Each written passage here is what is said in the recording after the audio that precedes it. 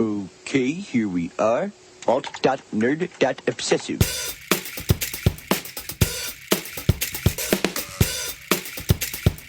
Worst episode ever. Hey everybody, welcome to Worst Episode Ever, a podcast for people who love The Simpsons, by people who love The Simpsons, about how much we hate The Simpsons. We are here trying to find which is the worst episode ever. And as always, my name is Dan. And as always, my name is Jack. Today we are back with another episode from season 13 of the television series The Simpsons. This episode originally aired on One of these days, you're going to trick me up. I might. This one originally aired January 20th, 2002. It's called Sweets and Sour Marge. Jack, have you seen this one? I don't know. This doesn't it doesn't sound familiar. You said it's from 2002? 2002, January. So we we're in were high in high school. school, yeah. And by the way, this was suggested by Jay Griffiths. I may not have been watching it in senior year in high school. I was too busy working on my college essays. That's very true. And just playing Nintendo 64 and talking in chat rooms. Yeah, but absolutely. more the latter than the former. What's it about? Well, going from my memory, because I have seen this one. I probably have only seen it the one time on January 20th, 2002. Oh, that was not Inauguration Day. Yes, it was. That's exactly right. It's your very, very own Inauguration Day to you. That one didn't catch on as much as Very No. Merry on Birthday. That was the main song in Tim Burton's Through the Looking Glass, right? Yeah, right, which no one saw, so no one can confirm or deny if that's true or not. Sweets and Sour Marge, yeah, I know Ben Stiller is the guest star.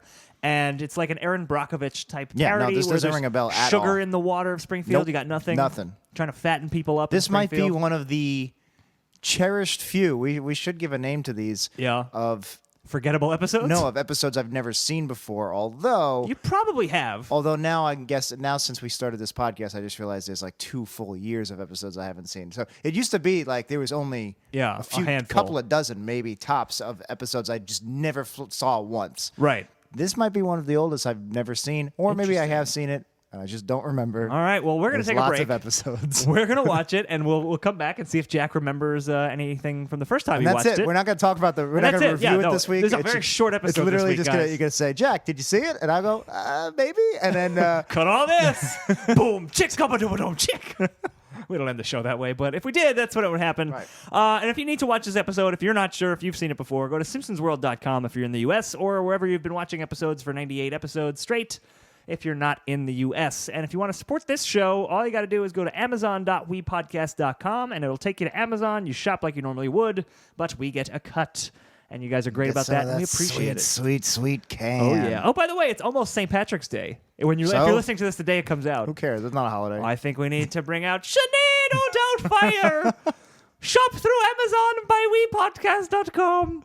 It's racist. Well, to Irish people. I don't think I so. don't know. Is it?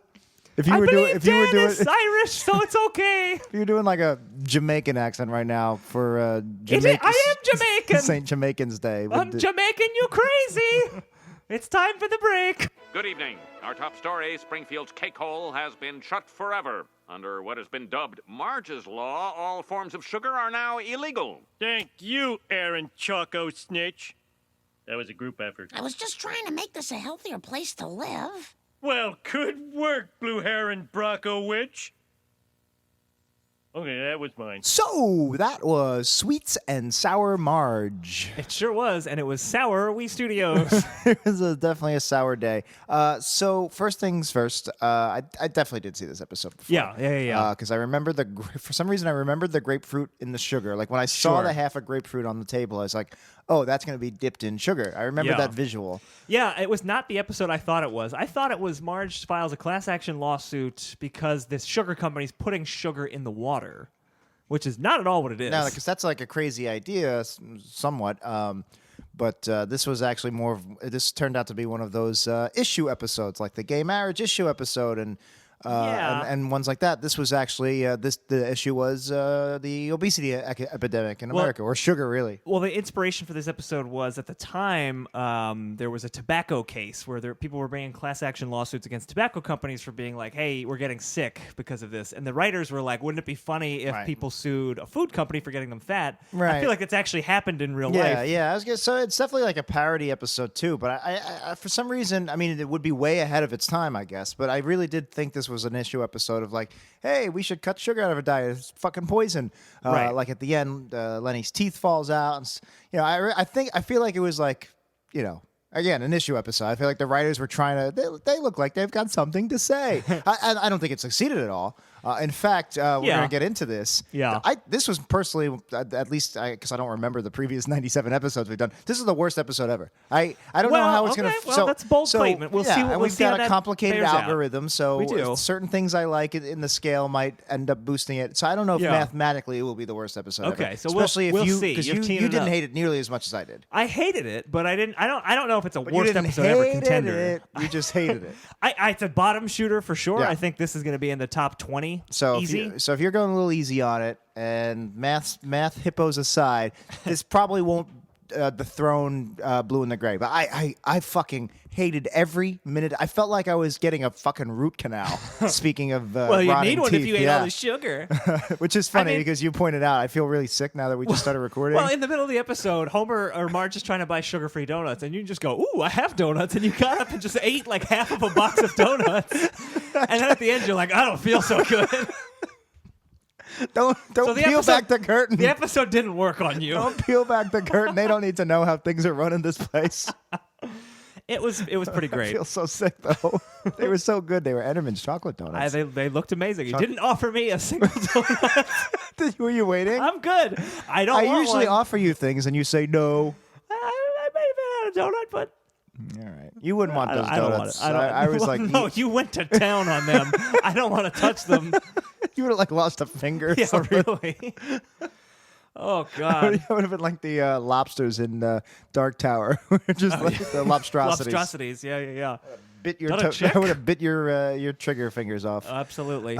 So yeah, I really hated this. I hated this episode for multiple reasons. There's a lot of things to unpack in this episode of why it's so bad. This is why this is honest. This makes me feel better. This we're coming on episode 100, Dan. Yeah, worst we episode are. ever, a Simpsons podcast. Oh.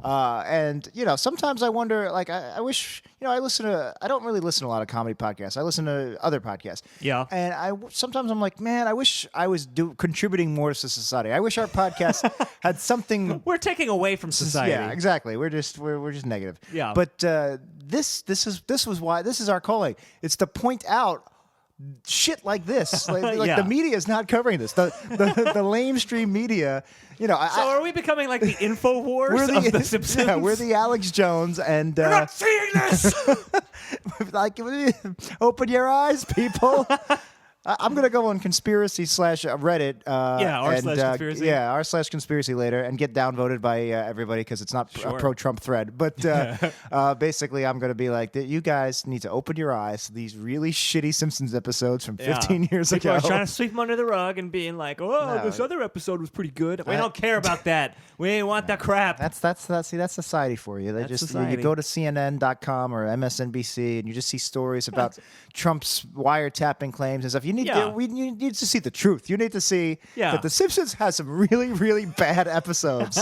And it's this one. And why is it this one? Yeah, it's particularly this one. So I guess we'll just do a quick recap. Let's do it. More like a wee crap. Oh. Am I right? Can that be the new Paul Schaefer Letterman music for when we do a quick recap? Perfect. It'll just be more like wee crap, and then you go, oh. All right, let's take it from the top. All right. Let's do a quick recap, or more like wee crap. Oh. That's losing it, diminishing All right, well, returns. But we can cut that part out and leave just the pristine initial time. That's all saying it. All right, that's fine. All right, so give us the old recap, Jack. So it starts off with I don't remember, where's the start? I know Homer's trying to break. He wants to be a Guinness. Oh, they're at the library. They start at the library, yeah. And he gets a world record book, Guinness World Records, which I collected. Duff Book of World Records. Yeah, Duff, because Duff is Guinness. Yeah. Whatever. I actually for some reason I collected from the Scholastic Book Fair. Every time we had one come around, I'd get the new Guinness. So he gets obsessed. He wants to be in the book. He wants a record. He goes in. He doesn't even know what record he wants. He tries a bunch. We'll talk about it because it was. This is when I was really started hating the episode. Yes, I was already like, ooh, I have rumblings of hate here. But you were also hungry for donuts. Exactly. I think they're very similar. Very similar. Turns out it was both. Yeah. So they eventually decide to do the world's tallest human pyramid, and they get all of Springfield together. And right before they pull it off, it collapses, and they all roll into a ball and fall on a scale. And the Duff people realize that actually they're the fattest town in America, and they make the record. Yep. But that freaks out Marge that they're the fattest town in America, so she goes to the Sugar Corporation, headed by guest star Ben Stiller, and she tries to get Sugar banned. They go to court. She succeeds. Sugar is banned. Now everybody's miserable. It kind of becomes... She doesn't actually try to get Sugar banned. We'll talk about that, because there's some issues there. I'm glossing. I know, Glossing over here. Glazing over. Glazed donuts. Delicious glazing.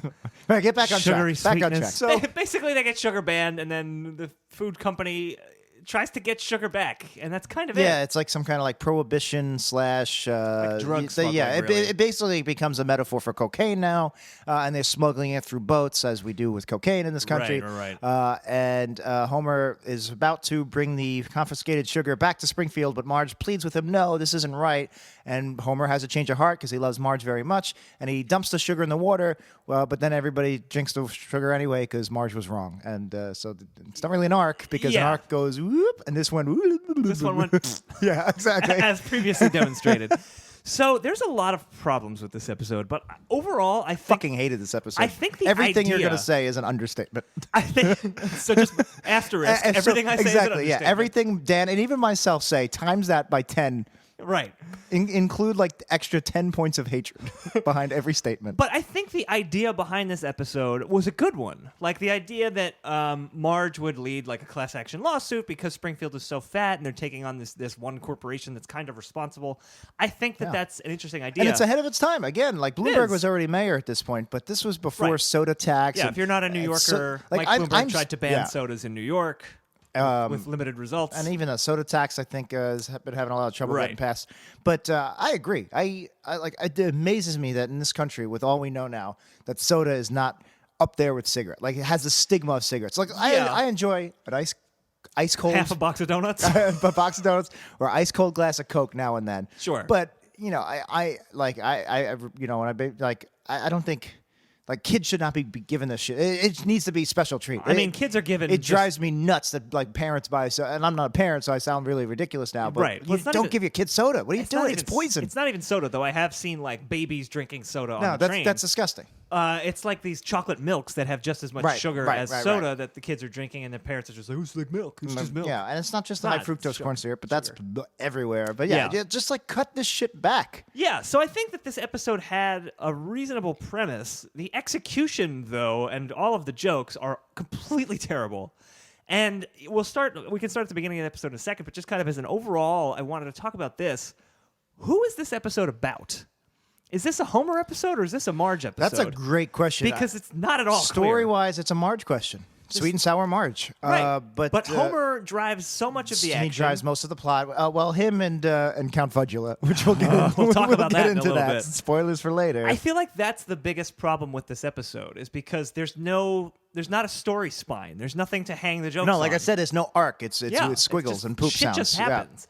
And I feel like this was pretty early for that kind of an episode. Like we've seen those way later on, but this is season 13. Yeah. Story-wise, I guess you're right. I was about to go into a whole thing about how I think this might be the quintessential Purgatorio episode. I think it's even worse than that, though. But you're right.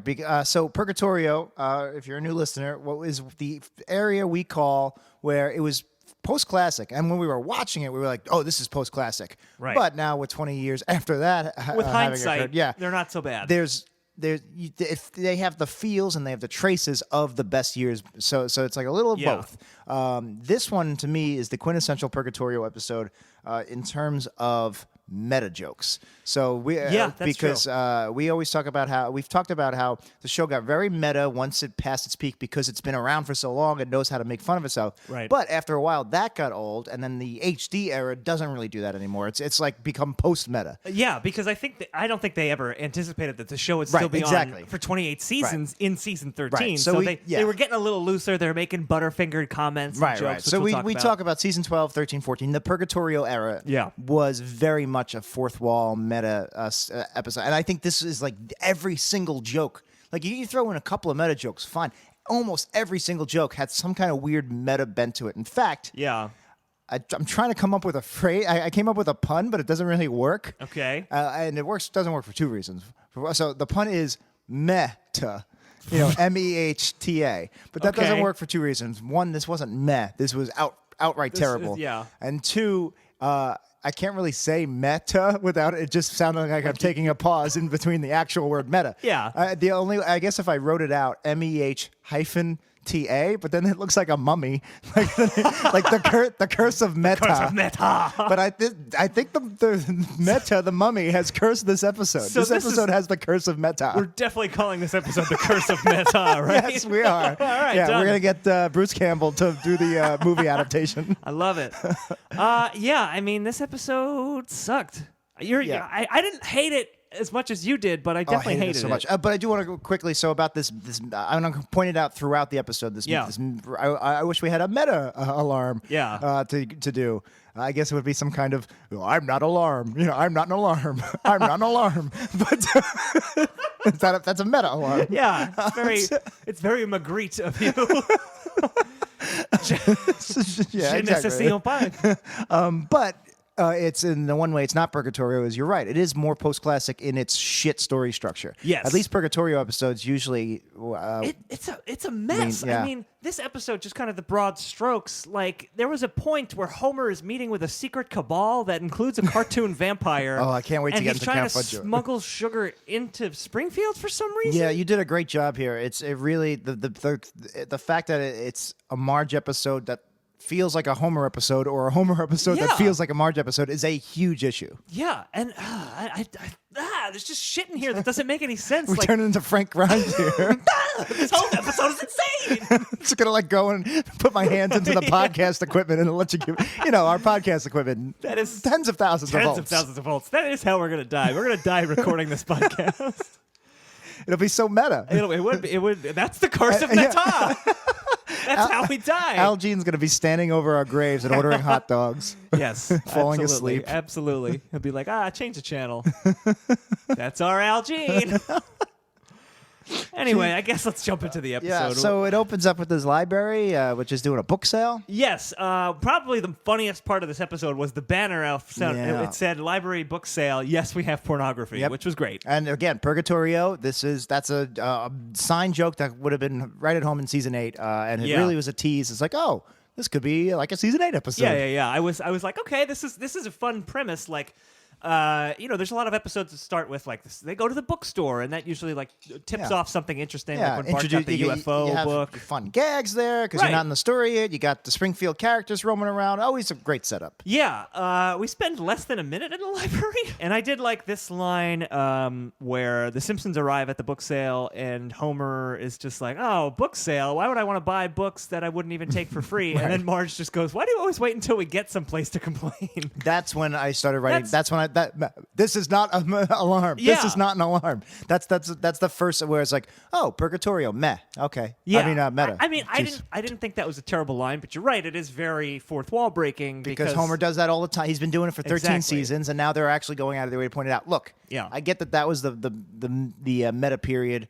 We all go through it. We Right. certainly did here at yeah. We Studios. We're still in the middle of it, probably.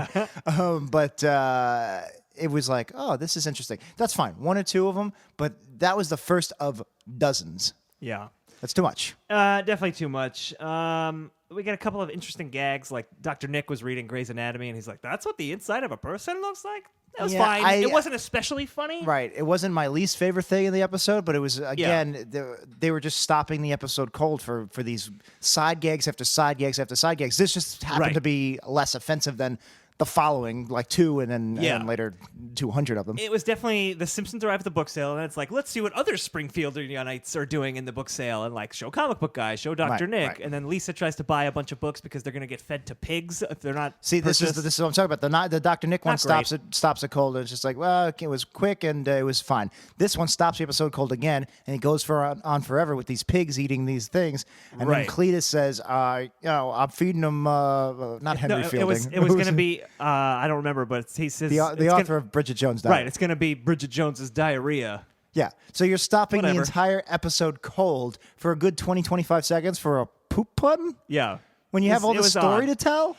Yeah, not great. And then the episode was just a succession of these stop the episode cold, go to this joke that has nothing to do with anything. We complain about when because there was no plot. Because this episode is just those scenes of like, hey, what's this? What's this over here? I feel like every episode we cover, we find 1 or 2 or 3 of those. This episode was entirely. It was like a sugar cereal that's all sugar. Yeah. This was all dumb side gags that had nothing to do with anything. It was like they took a bunch of composite side gags and put them together to make an episode. Yeah, it's like the Lucky Charms cereal that's just all marshmallows. There you go. It's oops all berries. It's oops all berries. It's poops all berries. Here's a ball. Genuine class. So that was not great. But the book that Homer gets is the Duff World Book of Records, obviously like the Guinness Book of World Records. There was like another gag, I think, in the bookstore that I really hated, and now I don't know what it was. Maybe you can remember. I think I might know he what was you're talking reading about. a book. Homer's literally just reading the book. That's it.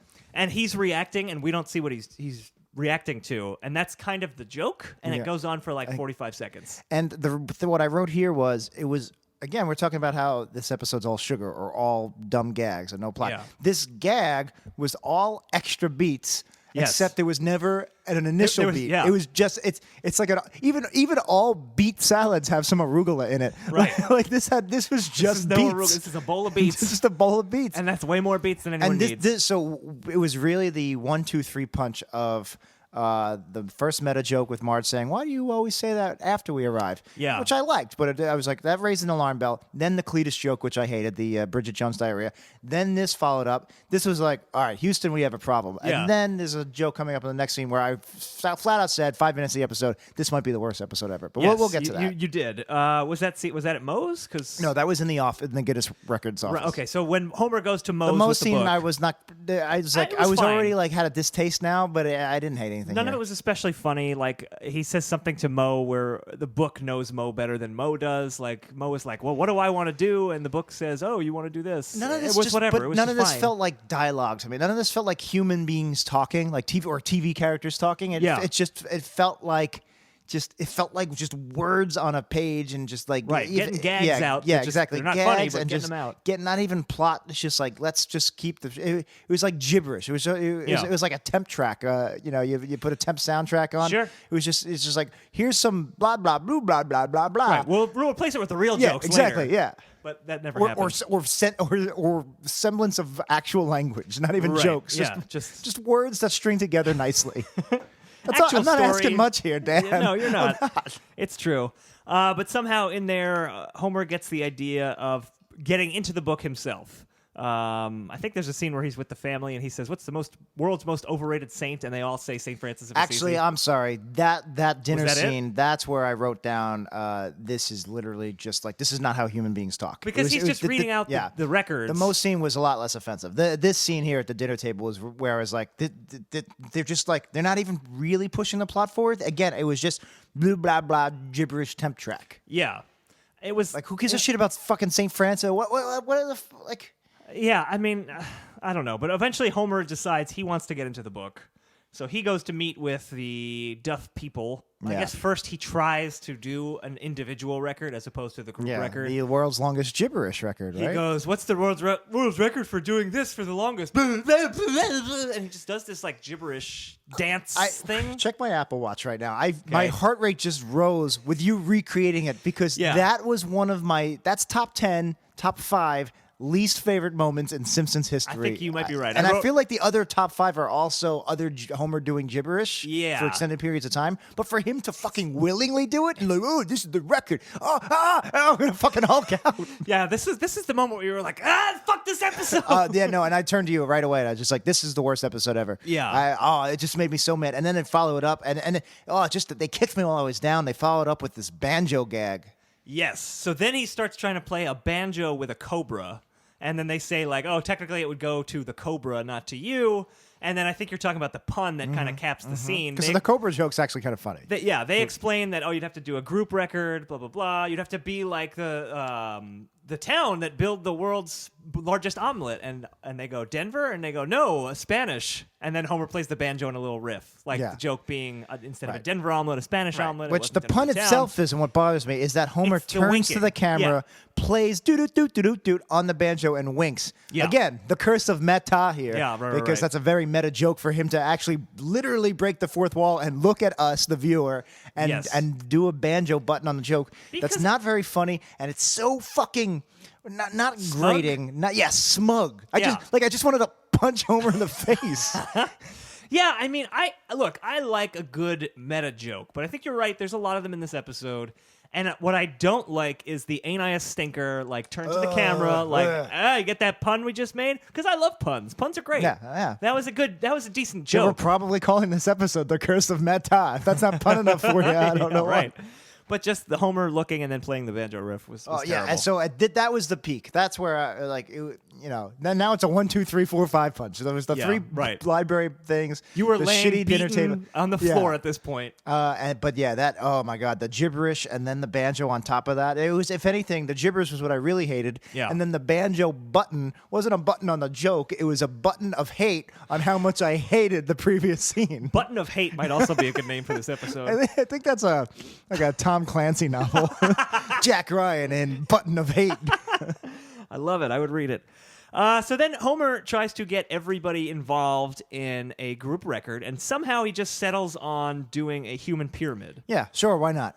I guess, sure. Like, that's something that people have definitely done in the Guinness Book of Records. Why is Homer on top? Why is he on the bottom? He's very fat. Great question.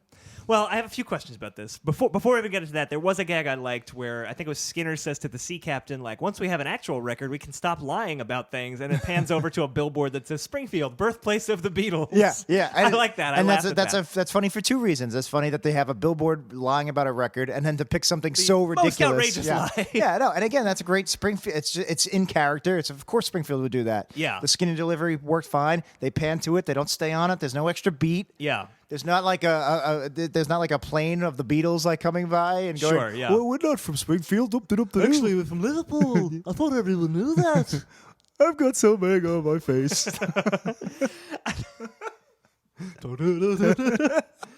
But yeah, they don't have any of that. There's none of so that, that's yeah. a great joke. But then so they're in the pyramid, and Krusty starts talking about it. He's like, I haven't seen this so much flesh like until Alky, someone, obscure. And then he goes on and on and on. and He's just on. like, he goes, I'm just kidding. She's great. She's really great. So you got extra beats here. I literally just wrote this is just noise. It's just noise. That's a perfect way to put it, Yeah. actually. And I thought it was especially strange just because, as far as episode structure, I don't know. I guess I'm a big structure guy. Like, we don't see how Homer comes up with the idea to do the human pyramid. Like, there's no... It's just like...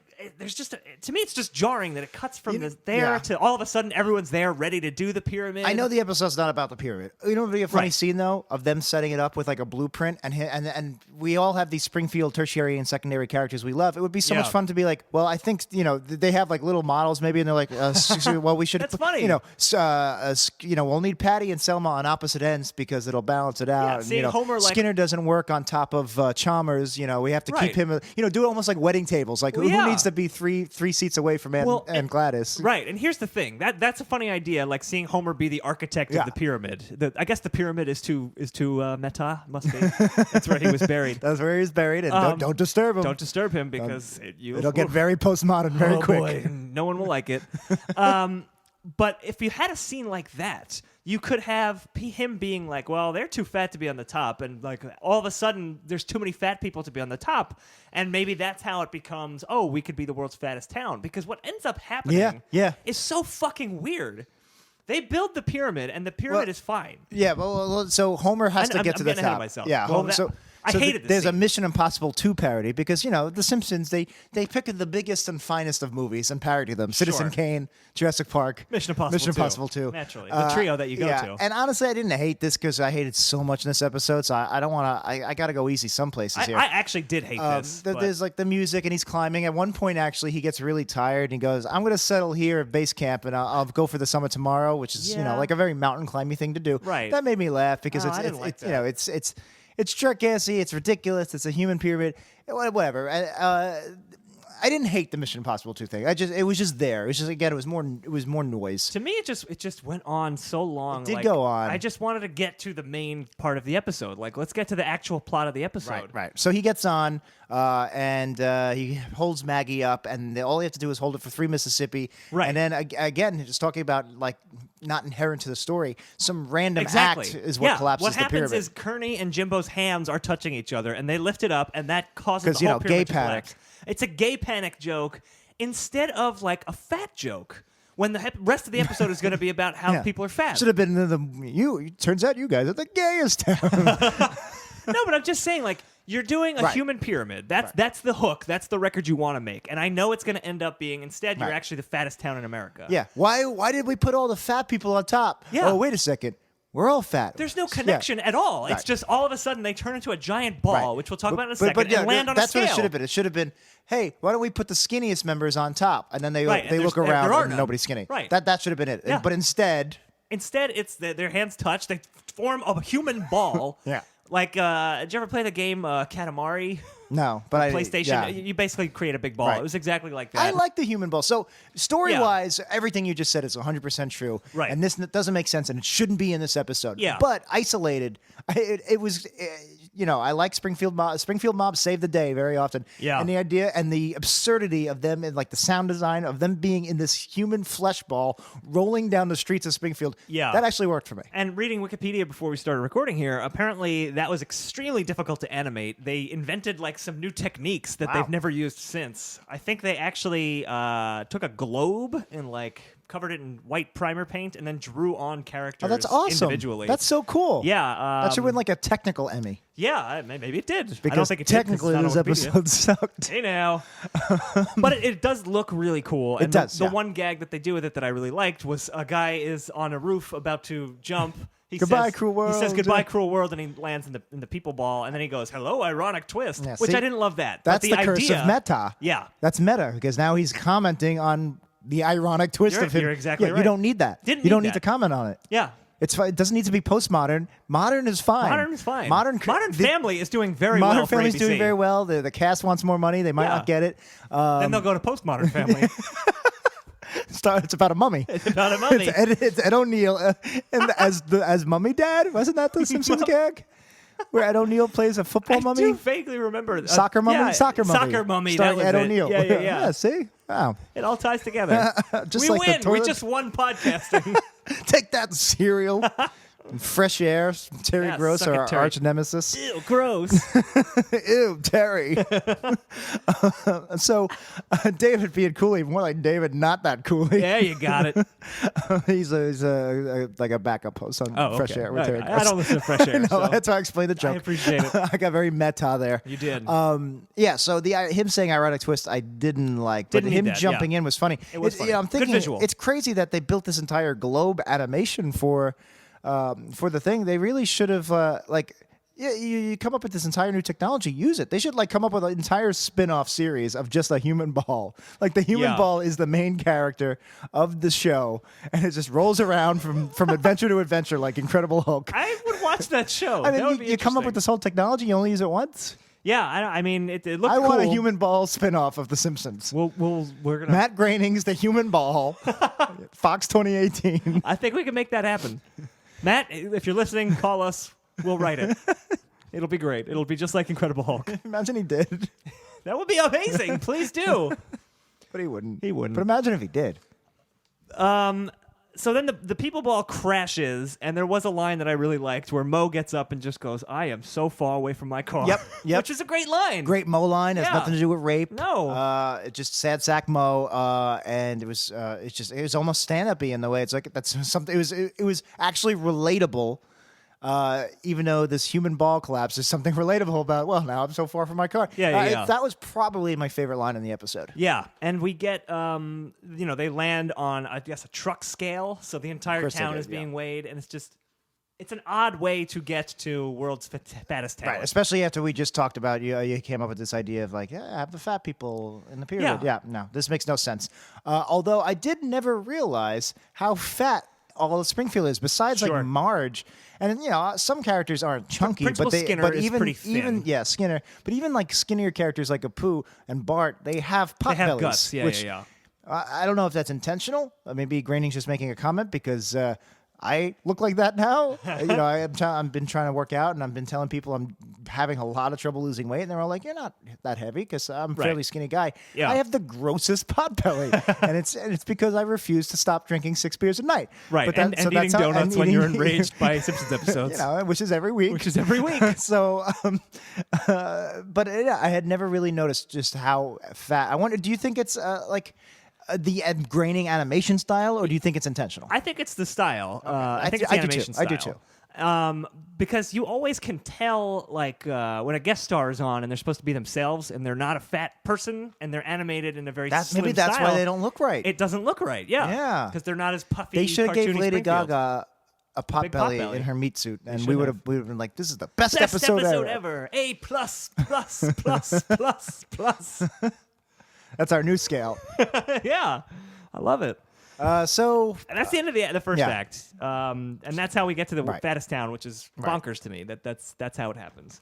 So Marge wants to, now that she realizes the town is fat, she wants to do something about it. Yeah, well, there's a whole thing with like fat pride now in Springfield, and this was a gag that they went to very often in these Purgatory episodes, where Homer has a pennant for something, and he had a pennant that said girth. That's the pennant era. Which was kind of funny. I kind of like the pennants, but The it word doesn't girth make any is sense. the idea of celebrating girth Yeah. is funny, Yeah. but the concept of this whole thing was did nothing for me. Yeah.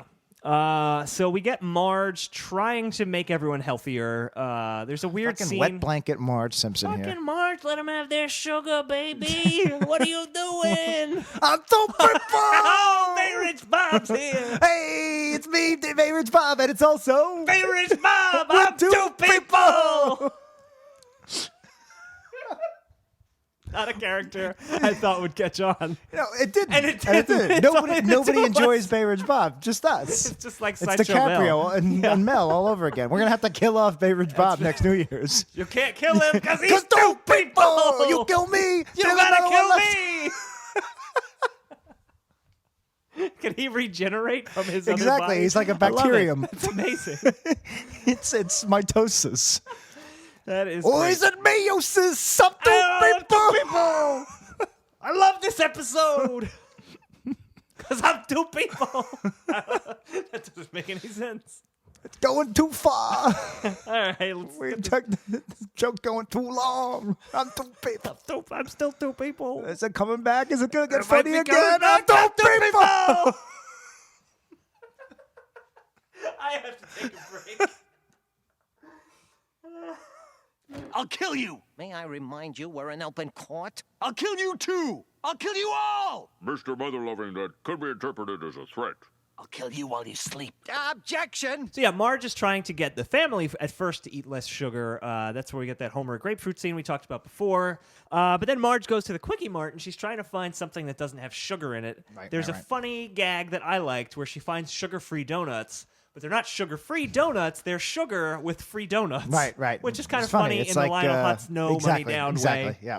Works for me. I kind of liked it. And then Marge is saying, but sugar's so bad for you, blah, blah, blah. And Dr. Hibbert appears, and he's just kind of like, oh, sugar's very bad. And then he asks Apu where his shipment of Pixie Sticks is. His carton. His carton They're of like Pixie cigarettes. Sticks. Yeah. But I just love that Hibbert has this like freak out moment where he's like angry and he pounds on the thing and he's like, as soon as I come in, you call me. And he gives him 911 as the number, Yeah. which is funny-ish, but I just liked seeing Hibbert angry. I didn't like seeing Hibbert angry. I mean, I don't mind seeing him angry, but the joke just seemed out of nowhere and forced to me. I did like Yeah, the that's idea true. that he gives out his number 911, but we've seen that multiple times. The Yeah. Simpsons loves its 911 jokes. Oh, yeah. Well, That's at the least wrong they- number. You got at le- 912. At least they did before 9/11, although this was after 9/11. So was after it was kind of 9/11. an insensitive joke now that I think about That's it. true. 9/11 was an insensitive joke. It was it was a joke God played on humanity. It's true. But the biggest joke of all, there is doesn't no exist. God. I'm zero people.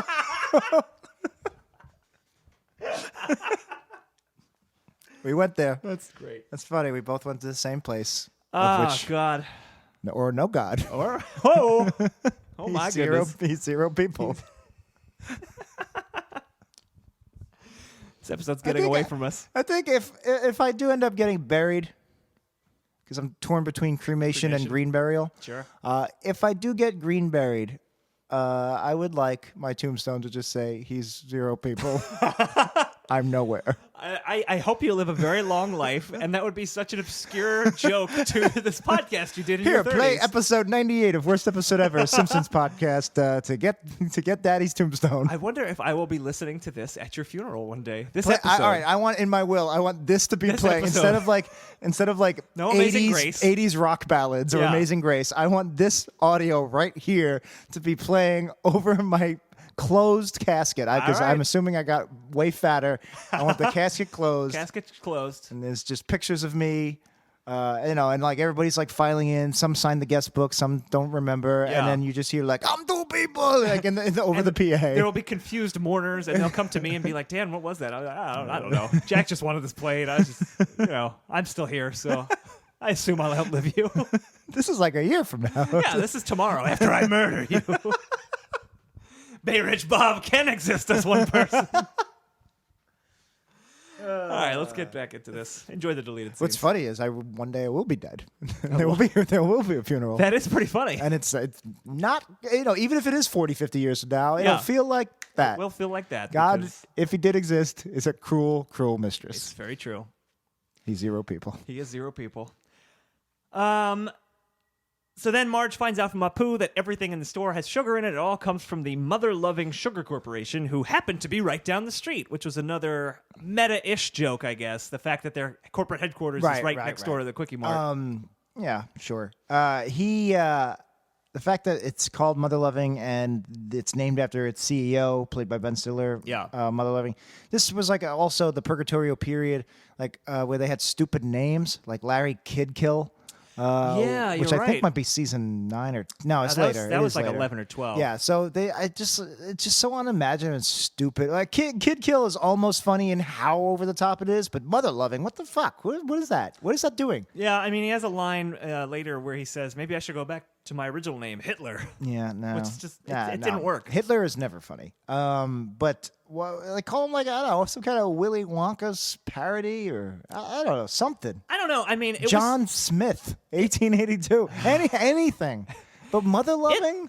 It was unclear what Ben Stiller was kind of asked to do in this episode, I guess. Yeah, he wasn't very Ben Stiller-y. I love Ben Stiller. Hey, me too. Especially that era, Zoolander, he was Vision, on and fire Jack. at this time. Like this is Meet the Parents. Was Gonna meet had me. just come out. You're gonna meet the parents. You're gonna meet me.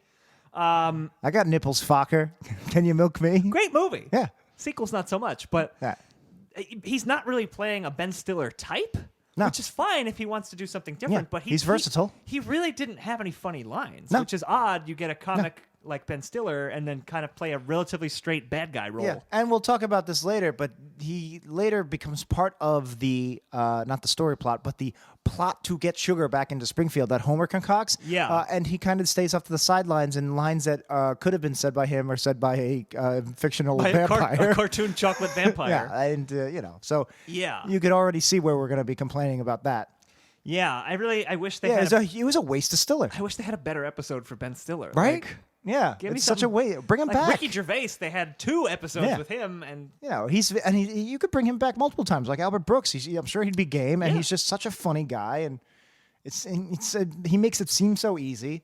yeah, What a waste! What a huge waste! It was a pretty big waste. So Marge comes home and says, "Oh, Homer's like angry that she went to the candy factory without him." He asks if there was an Oompa Loompa there, and she says, yes, there was one, but it was in a cage, not moving. And then the Oompa Loompa comes back at the very end of the episode. Like, I get, you're talking about... I get the temptation to go to the Willy Wonka world. Yeah, sugar, you talk about sugar, Willy Wonka, but it does nothing, and it's just... It's like some writer in the writer's room just really, like... hooked on the, did they have a meeting with him? Like, hey, they were still doing a little Doomsday back then, I would imagine. Yeah. They're like, can we lose the Oompa Loompa gag? And like this writer is just like, no, it must stay in. That's the crux of the episode. I built my life around this Oompa Loompa gag, and I won't have it taken away. That's the hill they want to die on, the Oompa Loompa. Oh yeah, and it was so stupid. And again, it stops the momentum cold. Yeah, it does. But Marge gets the idea to file a class action lawsuit against the mother-loving sugar company. And that leads to an interesting scene that they needed to have at some point in the series, which is they need a lawyer. Phil Hartman at this point has passed away. Is this the first post-Lionel Hutz lawyer I don't know episode? that it's the first one, but I guess I feel like they'd gone to the blue-haired lawyer a couple of times. Maybe. He's usually before the this, bad guy. But he's usually the bad guy, and here he's definitely He's representing usually Ben the Stiller. Marsha Clark. Right. You know, who everybody hates now because of the People versus O.J. Simpson and Made in America, and she's not at all. We don't at all feel bad for how horrible she was treated in the media 25 years ago. Yeah. 23 years ago.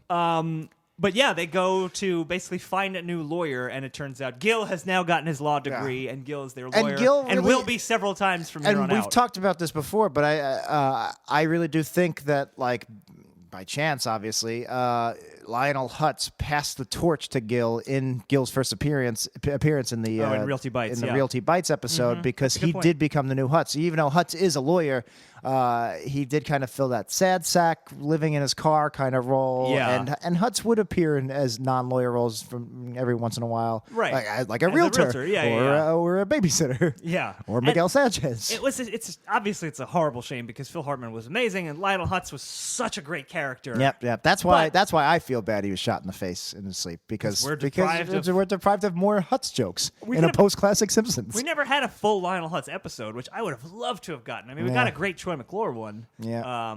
But a Hutz Way one to would go, really great. Phil's ex, you bitch.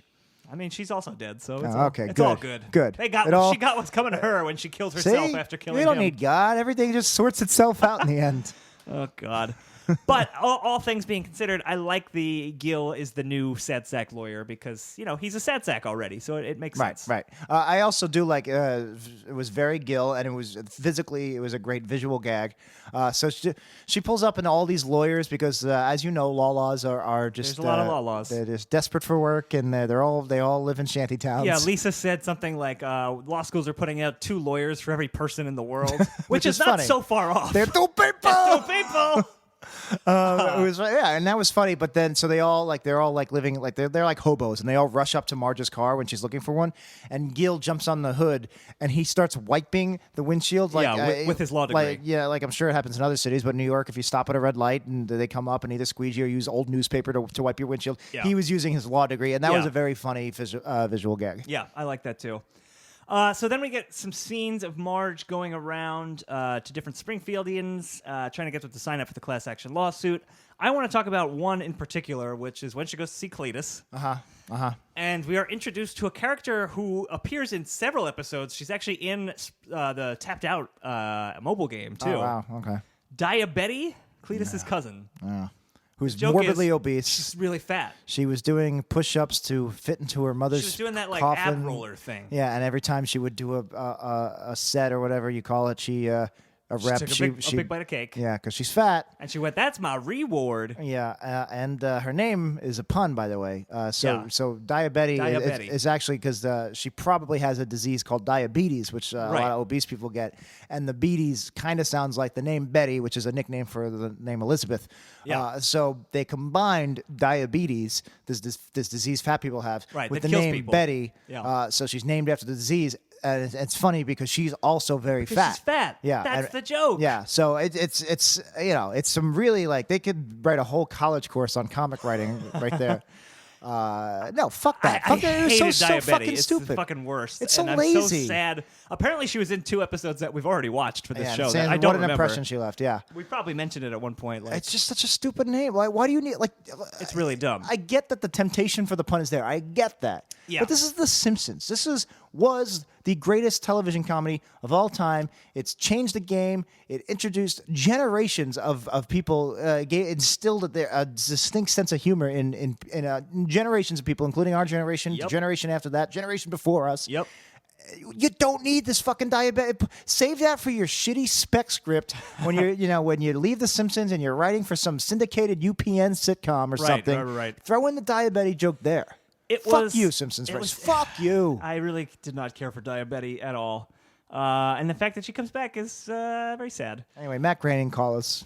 Yeah. Well, Matt Groening didn't create Diabetti. We'll write People Ball. I don't don't know what Matt Groening does on The Simpsons. I don't think he does very much. I think he just like walks around in sandals and a Probably. Hawaiian shirt. And Matt Groening seems like an awesome I feel guy. like he pats people in the back and like looks at whatever they're writing or drawing and like nods. He's And just like, great job. yeah, and then which was great. You know, Yeah. I wish I had Matt Groening doing that while I was editing Absolutely. a podcast. Just give me a nice pat on the back. Yeah. And, you know. Instead, I whip you furiously. Don't cut out Freets! Please, Cut out your bullshit! please, I need a break. I pee very often. I have a small prostate. I'm two people. I'm two people too. I know. I'm two ghost girls. Two ghost girls now. It's a part of the afterlife. You split into two. It's very comforting to have a second me around. I don't like you very much. I always hated you. I think we should go our separate ways. All right. I'm one people. I am one ghost. One is the loneliest number that you'll ever do. I will sing one by you too, to be distinct from you. I just don't remember the lyrics. We're one, but we're not No, the I same. sing that one. You We sing the have to other one. carry Now I need each a new other. one song. I took both of them. No, you're two song people. I have two songs about one. In one ghost. What is happening? We're losing our fucking minds. I don't know. I have another actual comment. Yeah, like the character thing about diabetes, so bad. But there's also a scene with Disco Stew that I want to talk about. Yes. Disco Stew Doesn't advertise. Doesn't advertise. Disco Stew, great as a one-off joke. Yes. Like Disco Stud became Disco Stew, Yeah, and it's then funny. hey Stu, you should buy that. Yeah. Great Why- gag. yeah. I kind of even like that they keep him around as like a background Once guy. in a blue moon. Yeah, sure. But what they did in this episode was like what you should not do with Disco Stew, which is just like make him super 70s. He likes everything 70s. Right, like he takes cocaine, sugar, and then dances to whatever 70s song they were playing, and it was just awkward and weird, and I did not care for it at all. That doesn't work until you fully flesh him out in an episode called One Fish, Two Fish, Mo Fish, or Pooh Fish, Disco Stew Fish. I There don't you know. go. Listen to our New Year's It episode. was there. But yeah, I mean, I just...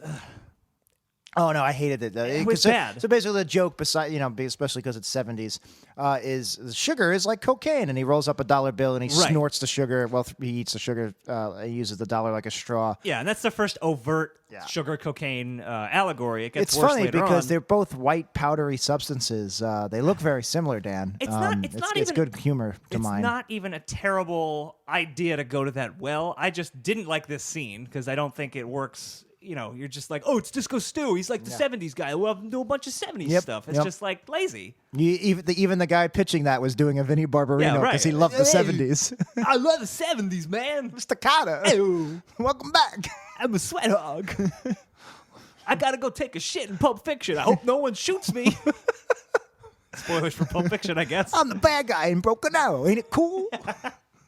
I'm one person. I'm one John person. Travolta. Look who's talking. One person. Yeah, looks like. Yeah, looks like. Oh, come on. I can't stay. Keep the plane here. Oh, jeez.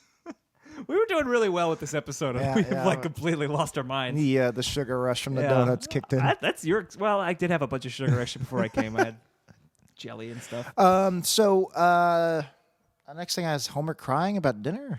Yeah, so then Marge comes home to find Homer had made dinner and was waiting for her while she was out trying to sign up people for the class action.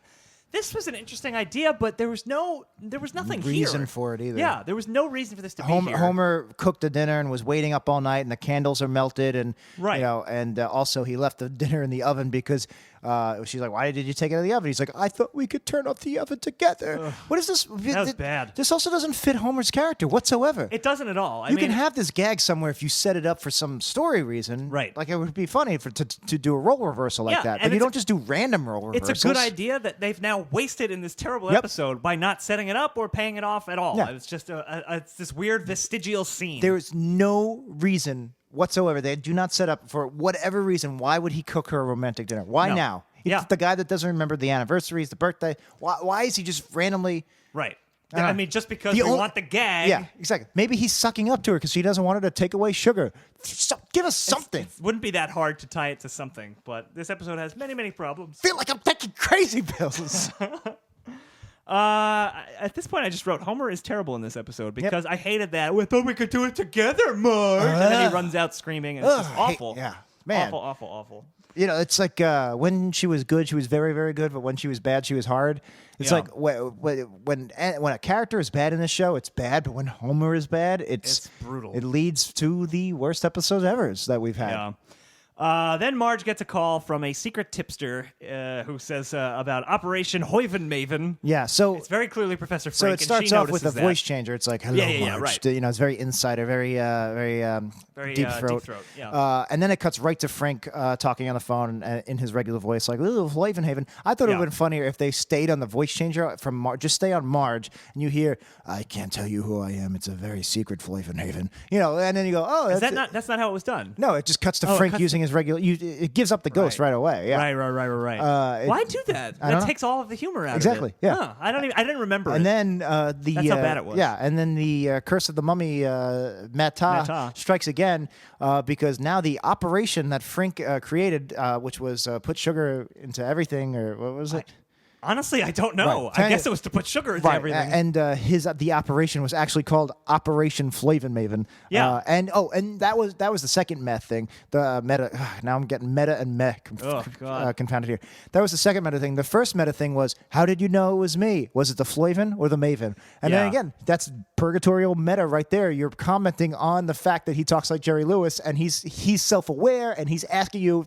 He knows he says Flavin and Maven. What's going on here? It should have just been, how did you Flavin? How did you know it was me? Like, he just says it. Right. Like, you don't need to give the two options of the nonsense words that he said. Even if you do cut to Frank and reveal it first, then have him again cut to Marge from her perspective. How did you know it was me, Flavin Maven? You know, something like that. Yeah, come that would have on. been much better. You're right. Then we get to court. Frank is testifying against Ben Stiller, and then they bring a character up to the stand by the name of Count Fudula. We've been waiting to talk about this. Okay, all right. There's another thing in the court I wanted to talk about, but I'm worried I'm going to go off onto a rant here about Count Fudula. So I don't know if I should get the other stuff out of the way first. Get the other stuff out of the way, then we'll talk fudge. So basically, the only real moment Ben Stiller gets in this entire episode, besides plot exposition and a few weird random jokes here and there, the one big scene he gets is in the middle of court. When probably Fudula, somebody testifies against him. He goes, "I'll kill you. I'll kill all of you, especially you, Judge. I'll kill you and your family while you sleep." Right, and the judge is like, "That sounds like a threat," and he just gets more and more threatening. Yeah, and he just keeps saying, "I'll kill you" over and over. It was weird. It's just one-dimensional bad guy CEO who just threatens to kill everybody. And it's not funny because of the juxtaposition. It's not Norm from Cheers going, "I'll kill you. I'll kill all of you." Yeah, right. Settle down there, Normie. You know, it was just save those pipes for karaoke. I love that scene. So it's my chiropractor says I can't. Out. It's he just repeatedly, and it's no joke. It's almost mean. It's weird to see him threatening to kill Judge Snyder's family. Yeah, I agree with you completely. It's just out of nowhere. And that's his one big scene. That's the one thing he gets. It's oh man, Ben Stiller's gonna kill this "I'll kill you" monologue. I sure want to see Ben Stiller murder a judge. That's comedy gold right there. Well, next year, Hollywood's introducing Ben Stiller in murdering a judge. Judge killer. Co-starring Owen Wilson. Hey man, why'd you kill that judge? You shouldn't have done that. And Christine Taylor. I'm Ben Stiller's wife. And Bay Ridge Bob. Otto people! He plays the judge. And that's why Ben Stiller wants to kill him, because he hates that he's two people. It's a duality thing. It's a thing. Very deep movie. All right, so let's talk about Count Fudula, who gets called to the stand. Who apparently this is not his first appearance. No, I believe he was also the mascot on the cereal box when Mr. Burns was broke and was trying to buy cereal that had his own face on it. And he just goes, "Well, this looks a bit like me." It said Count Fudula, didn't say Count Chocula. I don't know. I'm going off of the Simpsons wiki, which counted that as his first appearance. So like the Grumple, we now have a character, a fully fleshed out character that is a Cosmic Wars PAL port of a real mascot that's not an actual real character. Right, and who is also a literal monster. Yeah. So it's not the actor that plays Count Fudula on the TV commercials. It's not a man it's named not Count it's not the Fudula. Guy that plays Ronald McDonald in the McDonald's commercials, who I'm guessing is probably some regular guy we've walked past at some point in a crowd and would never know that he's the creepy clown Ronald McDonald. Yep. Joel Smith or whatever. Joel Smith. This is an actual vampire. This is a chocolate-loving vampire. A chocolate-loving vampire that enjoys chocolate, is a paid cereal mascot, and presumably kills human beings to sustain on their blood. I guess.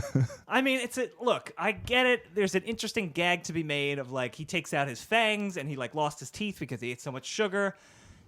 I don't think it belongs in The Simpsons, but it's a not terrible It'd be joke. Rick and Morty or something. Yeah, but the fact that it's There's not a just real that vampire, one scene. and we've seen a real vampire before because Count Dracula is in the Republican Party. Apparently, he is. But that is not. Does that make so Fudgula bad. a libertarian? Maybe, but that's just like kind of a background gag. Right. Like that doesn't break things as much as this because he comes He back doesn't get later in the episode. Yeah, first of all, he gets an entire scene here at the witness stand, but then he becomes. He has plot things to do later on. He becomes the tertiary third or fourth Springfield character. How we say sometimes they have these group scenes, and it's like they kind of like throw a dart at a wall and go, "This should be Smithers. This should be Willie in this to fill out this quartet. This should be this should be Carl." And for whatever reason, instead of any one of those choices, Flanders, I'm sure Flanders has a thing about sugar. He likes cucumbers with cottage cheese on. Instead of one of those Flanders characters. not in this episode at all. They pick Count Fudgula. And really, if Count Fudgula is representing the sugar industry, put the Ben Stiller character there. Right. Well, the Ben Stiller character was there. So when later on in the episode, when Homer meets the secret cabal that wants to bring sugar back to Springfield, it's Ben Stiller, it's Mr. Burns for really no reason because he's rich, the rich evil man. Yeah. And Count Fudgula, who says like, oh, I thought you testified against sugar, and he was like, I know, I'm a monster, which is not a good joke. Why is it Count Fudgula for the monster joke? Why is Count Fudgula? Guys, why is Count Fudgula here? I have no idea. There's an actual vampire who has like the shape of Count Chocula, fangs. It just looks exactly like Count Chocula, but Simpsonized. But like, don't they realize that there's a vampire on the stage? I guess it's like Grumple. I guess they just have monsters in the Springfield universe at this point. Guess, which is ridiculous. It's completely ridiculous. Low integrity, I'm going to say. I know this show's not consistent, and I know it's just a cartoon, and I know it's 30 years, and we say we want them to experiment. Yeah. I don't want a vampire in my... Maybe in my post-classic Simpsons podcast, I wouldn't mind, a couple of vampires. Like old Dracula fingers. Old Dracula! Oh, we're two vampires. We're two vampires! But we're different people. Martin Scorsese should do a remake of Nosferatu, bleh, star me, bleh. Actually, you should. I would watch that. Not that Andrew Garfield, bleh, it should be me, bleh. I don't like Andrew Garfield. He reminds me of Elias Koteas. Okay. But I like Elias Koteas. Casey Jones. But yeah, no, there shouldn't be a vampire in The Simpsons. Am I being nerdy fanboy? Oh, I don't like this in my show, or am I right? Am I correct? I think you're right. Can you validate me? Here's the thing: this episode has a fairly not serious premise, but it's about like a lawsuit against it's a parody somebody. of Erin Brockovich. There's no vampires in Erin Brockovich, is there? I've never seen Erin Brockovich, but I don't think so. I don't think there's a chocolate. Blueberry in Erin Brockovich. I hope to God that Blueberry is in Erin Brockovich. Oh, you can see your cleavage. I'm gonna rent Erin Brockovich tonight, and if Blueberry's not in, I'm gonna be real mad. I can see your wife coming in and just be like, "Honey, what are you doing?" And you're just like hunched over the TV, fast forward. Gotta find Blueberry. Find Blueberry in this movie. Oh God! But this episode has a relatively grounded premise, and then it's very, very cartoony. Yeah, kind of on the fringes. You got this weird vampire and all the other shit that we've been talking about. I know we're belaboring the point here, but there's a actual vampire character in this show. Yeah, for no reason. And that goes on adventures with Homer. Okay, when you say it that way, that sounds really ridiculous. It's a vampire you're right. going on an adventure with Homer. Also, the adventure is smuggling drugs from a Mexican cartel, Colombian cartel. Here's what we need to do. We need to go on Wikipedia and change like the synopsis of this episode to be much more still true, but much more realistic to what the episode really is. And we'll just change it to a cartoon vampire goes on adventures with Homer. And then they really shouldn't delete that because it's still it's true. 100% true. We're not vandalizing Wikipedia. No. Now, do you want to do this, or should we leave it up to our beautiful wee listeners? You have to register for Wikipedia now, right. so I'm not going to do it. Can one of our listeners do it? Yeah, one of you do it. We're not advocating. This is a 90th percentile. We're not advocating you. This is not vandalism. Vandalize the Wikipedia. Keep it 100% true, but be faithful to what's actually being depicted here. A cartoon vampire going on an adventure with Homer to smuggle sugar in from a Colombian cartel. Yep, that's what happens. Via boat. Accurate depiction of this episode. Yes. So they lose the case. I don't even remember how it happens. It was just so bad. So now it becomes like the 18th Amendment Prohibition episode. Homer goes to Quickie Mart. He's desperate for sugar because it's now a sugarless town. I just wanted to point out that the judge bans sugar town-wide, which is not in the power of the judge to do. Yeah. They make a joke about that later, which made me angry because you're just saying like, oh, we didn't care enough to actually make It's lampshading it, but like 10 minutes later, and it's just like, well, what the fuck? Like, if you're not going to put any effort into actually writing even this. Homer versus the 18th Amendment, like, well, we found this old law in the books. Right. Because that's how law works. Again, this episode might be ahead of its time because in 2017, checks and balances no longer exist. That's true. Maybe the judicial branch needs to grab the reins a little bit more. Grab their balls. Grow some balls, Ruth Bader Ginsburg. Elena Kagan. Sonia Sotomayor. Where's your balls? That's 6 balls I want to see. Let's see them. Literally, I'm waiting to see them. Lift those gowns, ladies. Grab them balls. No, but seriously, that was the tagline of Dodgeball. Please find some way to. Speaking of Ben Stiller, grab life by the ball. Oh yeah. I do really miss checks and balances in the American government. Of course we all do. This episode is a parody of Erin Brockovich. Did you know that? I didn't until they made 8 puns about it. Yeah, it was so helpful that they made all those puns, each better than the last. Lisa really liked the one at the end. Yeah. I don't even remember what it was. Do you want to talk about the puns? I thought you were I thought you were like going somewhere. I with was. This. I just hated it. I just hated it so much because it's just like, oh yeah, it's an Erin Brockovich thing. Just in case you didn't get it, Erin Brockovich. Neither of us saw it, but very popular movie when it came out in 2000. May or may not have Booberry in it. Which, if you want to put that into the Wikipedia article, it's not false. If you put may or may not, right. It's unverified. No one can verify if it's true or not. Nobody. Because Boo Berry's a ghost. He may not appear on camera. Yeah, or if he, like vampires. Yeah, it's just the soul isn't captured because he is a soul. Right. Yeah, he's 0 people. It's true. Yeah. So also they end up calling the band Marge's Law. Marge didn't want to ban sugar. She just wanted to sue the company. Like she would have gotten money. Yeah, she likes sugar. She bakes. Payout. Yeah. It was just so weird. And what law? It's a judge. It's not a law. It was just a verdict from a court. It's very. You said you didn't hate this episode as much as me. You're making me hate it more. I'm hearing hate coming out of you. Yes, feed the hate. Yes. You're right. That's kind of another nitpick. But on another note, it's not just a nitpick because that's just the basis of the episode doesn't make any sort of sense. And then they just kind of throw it off at the end like, oh yeah, it doesn't make sense. Oh well. Post-classic Simpsons leads to anger. Anger leads to hate. Hate leads to Sith? I don't remember the quote. Freed? Hate leads to freed. Oh no! Hello! I hate you. Is Freed 2 people now? I have the high ground, Freed. Yeah, he must win. That's the end of every battle. Oh God. Yeah, I totally lost this episode around this point. When the sugar smuggling operation happened. It basically becomes a parody of cocaine and what I assume that Netflix show starring Kyle Chandler is about. Oh, that's Bloodlines. Yeah, I don't know if that's actually about. I have no idea. Smuggling drugs on nice yachts. You may have just combined Bloodline and Narcos. I might have. Blood Coast. Blood Coast. Narcline. I kind of like Narcline. That would be a great podcast. Yeah, Narcline. We just cover those 2 shows. Yep. At the same time. At the same time. It's 2 TV shows. No one's going to like this episode. Nope. We lost them way back. I mean, it just gets so convoluted because Homer meets with this cabal, and then it's just he's driving a barge to a secret island. Yeah, why is Burns in the cabal? Did we figure this out? I have no idea. In the last 15 minutes? No, we didn't. But also, like, that's the most roundabout way. Like, it's just there so they can be like, it's like drugs. This is a doomsday. This is so ripe for doomsdaying. This was like a first draft. Like, here's a bunch of beats we kind of want. We don't really know. Yeah. And they didn't even go anywhere past that. They didn't even put the beats in order. No. Nothing. So there is a gag I actually do like here. So, let's find our silver linings where we can. Okay. That's what they do in the playbook. That's right. And Homer is on this boat because it's a whole Narcos bloodline. It turns into like a Miami Vice thing. It's a whole Narcline thing. Yeah. And Homer does the thing where you backflip off the boat into scuba dive in the water. Oh, yeah. I've seen it a million times. Right. I don't know how to swim. I've never scuba dived. I'm assuming people do this in real life.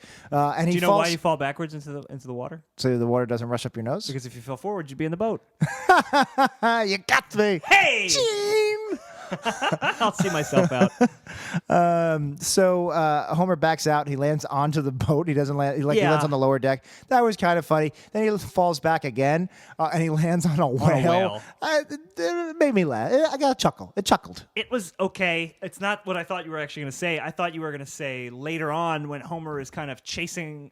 He's being chased by Wiggum on a speedboat with the sugar. Wiggum swerves and there's a woman pushing a baby that's a little carriage later on jet on. skis. Yeah, we'll get to that. That I liked. I'll bring that up again quickly when we get to it because I do have something to say about that. But again, this drug smuggling group is Homer, Bart, maybe Burns is also on the boat, and again Count Fudula. Yeah, right. Count Fudula's. They're meeting Ben Stiller's character at the dock. Just have Ben Stiller on the boat. Yeah, I don't know you got Ben why. Stiller. Give him some lines. Put him in the scenes. Right. Why is Homer not working directly for Ben Stiller? Why is the vampire on the boat? Why is there a vampire on the boat? Again, I know we're belaboring this point, but they're on an adventure with a vampire. Yeah. A literal monster. Yeah, this is the same series, the same universe that gave us Homer's And it's phobia. not even a real vampire. Lisa's It's substitute. the serial vampire. Mr. Bergstrom exists in this universe, Jack. You have Mr. Bergstrom, played by Dustin Hoffman, Sam Medic. You have Mother Simpson being played, Mona Simpson being played by Glenn Close.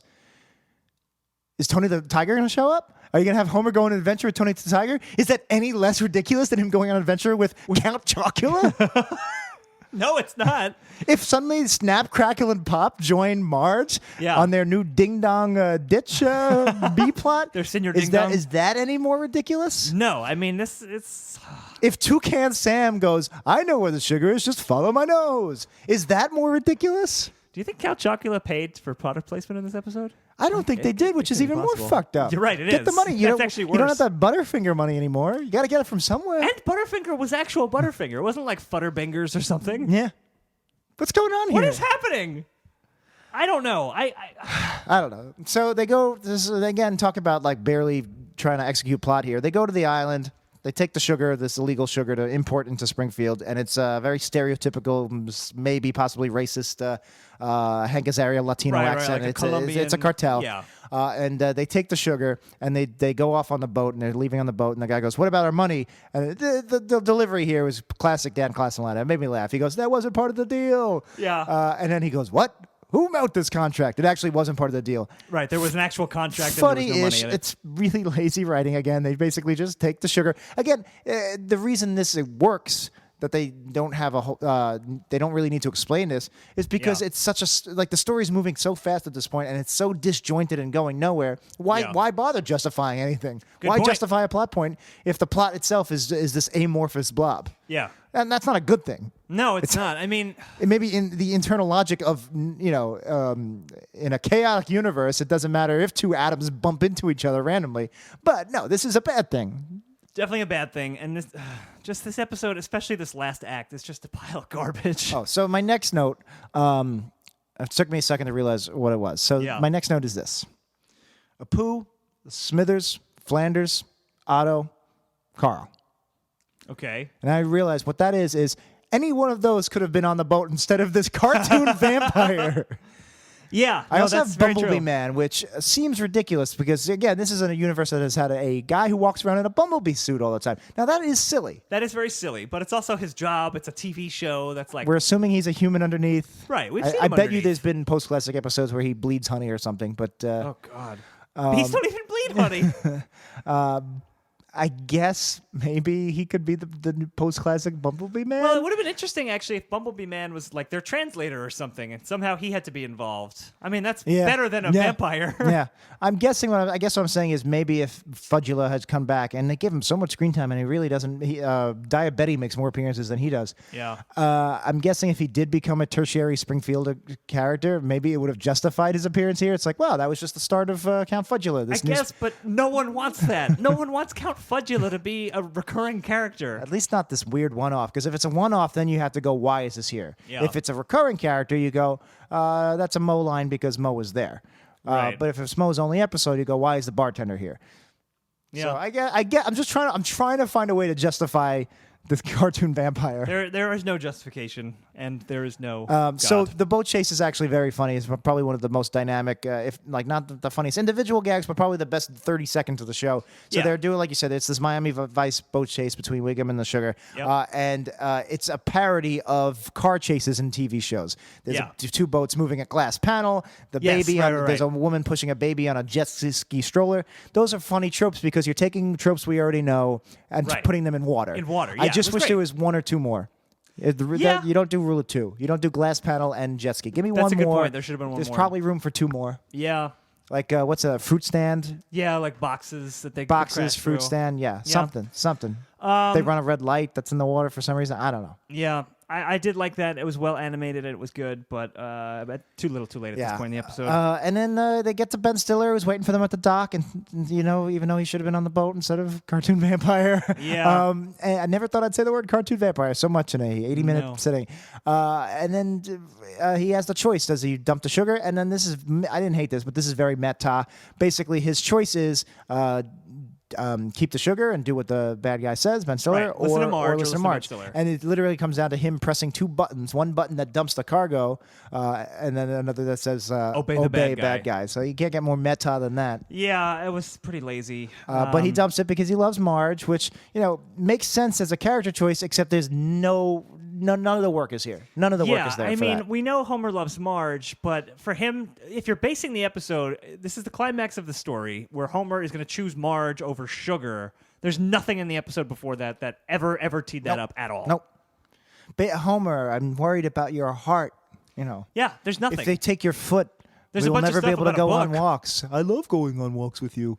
There's a bunch of stuff about Guinness World Records for like 8 minutes. Yeah, so they really don't earn the ending, but that's almost an overstatement because they don't earn anything because there's nothing here. Yeah, well, the ending is just the sugar goes in the water. All of the people go in the water. Sharks Because in the they water. love sugar.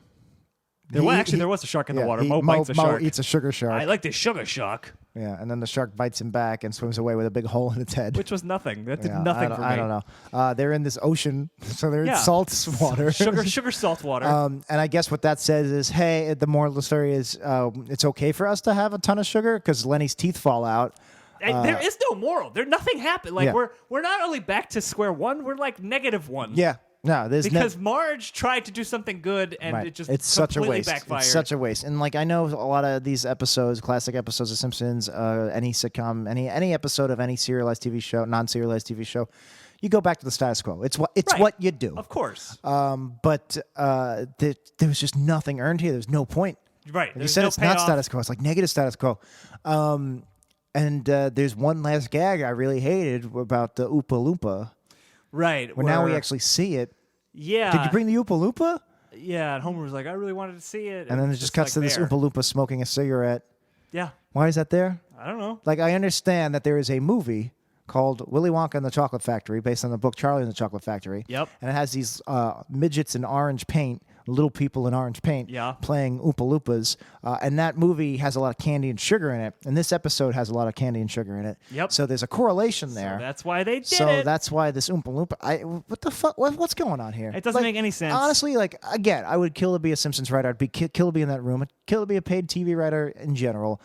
So it's ridiculous for us on our little podcast in our living room to be making fun of these guys. But we're doing it anyway. We're doing it. I can't imagine. I wouldn't be proud to show this to anybody. I wouldn't be like, yeah, I wrote that Oompa Loompa joke. Like, Yeah. look, I hate my job in real life. I'm not showing off all my spreadsheets and Excel and shit. Yeah. But how do you let that go? How do you not try? How do you not do a second draft on that joke and just try to make it a little better? I couldn't tell you. Am I being mean? No, I mean, it's not good. This is a bad episode. And I don't have anything else to say about it. I don't know if you do. Now, Count Fudula, how long were you spokes vampire for Mother Loving's breakfast cereals? 20 of your mortal years. But I had to quit when my fangs succumbed to gingivitis. Now all my victims have to be mashed up. So that is going to be it for Sweets and Sour Marge from Season 13, and it's time to rank this episode on our patented Hippo scale. We're looking at the humor, the integrity, the production values, and the originality. So, Jack, please put 2 minutes on the clock. Beep boop beep bop bop bop bop bop boop boop beep. All right, great.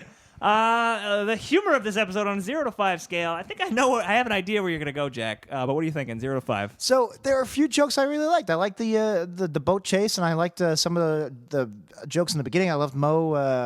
So far from my car. Thing is, I take away points, and I think you should do this too. I take points away for jokes that are actively bad, and this had several of them. So this might even be generous. I'm torn between 0.5 and 1. I'm thinking 1, but that feels too generous. I kind of agree with you. I think I'm also thinking 0.5. All right, let's do 0.5. I was surprised you weren't going straight let's 0. Let's Thelma and Louise this. Let's hold hands and dive in together. 0.5. Yeah, not a very funny episode. The integrity of this episode, 0 to 5. Homer cries because he made a dinner for Marge, a nice dinner. The kids are home, I'm assuming. Why are you having a date with Marge? Why did you light candles? Why are you making a dinner? Why are you crying about it? I do not know. Also, cartoon vampire. I'm going to give this a 0.5. Yeah, I mean those are all really good reasons to give it a 0.5, and I don't have any. Again, else. I almost feel like I wanted to give it a 0, and I'm like, let's. If I go too far, then you're gonna think I'm being like kind of facetious and not take my grading seriously. So that's not true. I almost went 0. You've given 0s before, Jack. I have. But let's say 0.5 for now. The production values on this episode. Ben Stiller's voice acting was completely wasted. Not his fault, but also that's part of the production. I like the boat chase. I can't really think of too many gags that the direction held. We're gonna have to get some points of the globe ball. Yeah, that's what I was going to say. The people ball. Technical ending here. Pretty cool. All of my points are pretty much going to be for that. 2.5. It's funny that you hated this episode so much, and then your ratings are higher than what I was going to rate. I was going to say 1.5, and now you're saying 2.5. You think 2.5 is too high?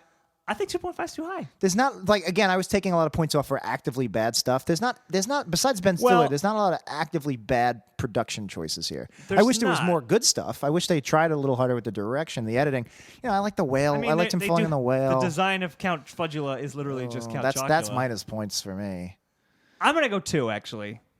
And I'll go 2.5. All of that, too, is for the People Ball, just because that was it's pretty animation. Cool. Matt Groening, we will write that spinoff, The People Ball of Springfield, for you. You got it.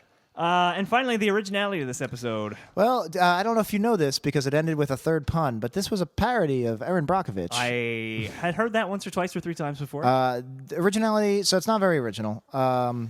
It's a good premise, though. I thought this could have been a good episode, and they fuck it up so badly. Right, and half of the originality is story structure. And Dan, this was a very poorly structured episode.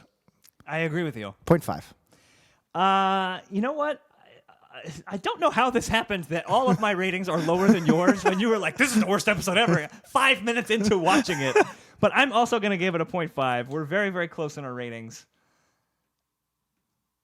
And we'll see what... I don't know. Now I left it on a weird note. I have a feeling it's not our worst episode ever, but we're about to find out in 5 seconds. Well, we've just crunched our numbers, and, Jack, it's very close.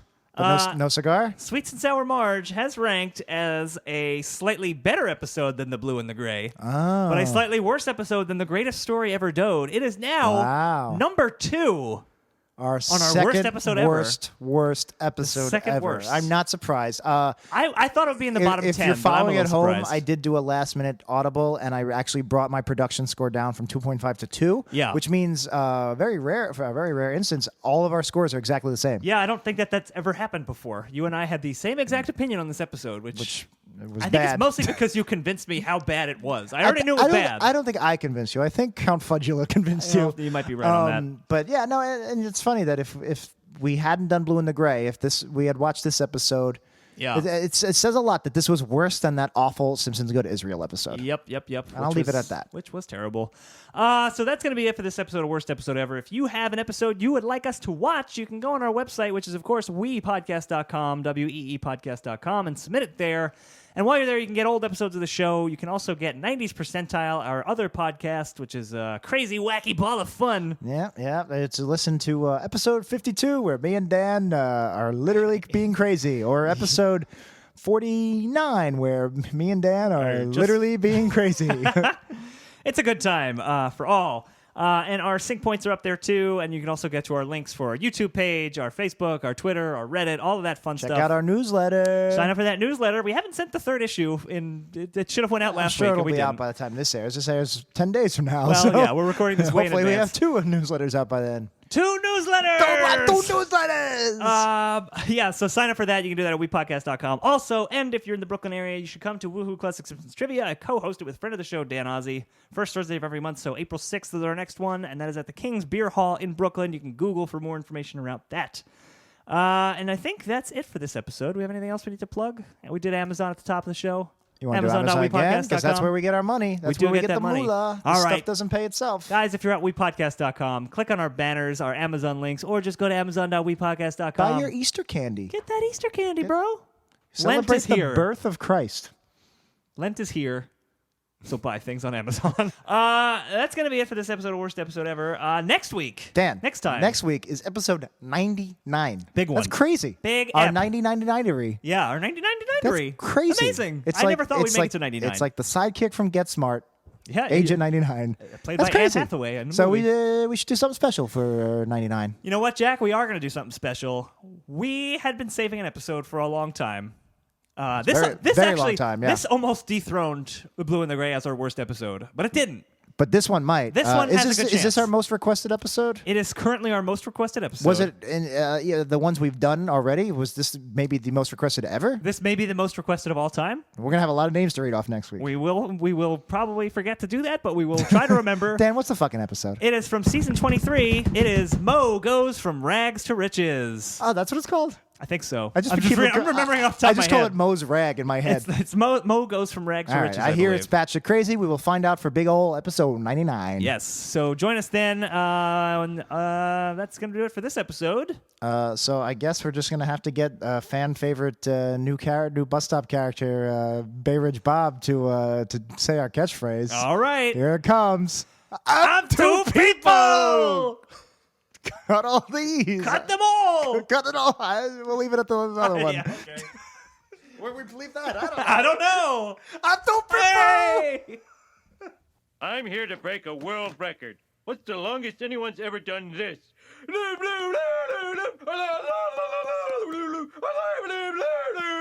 3 years.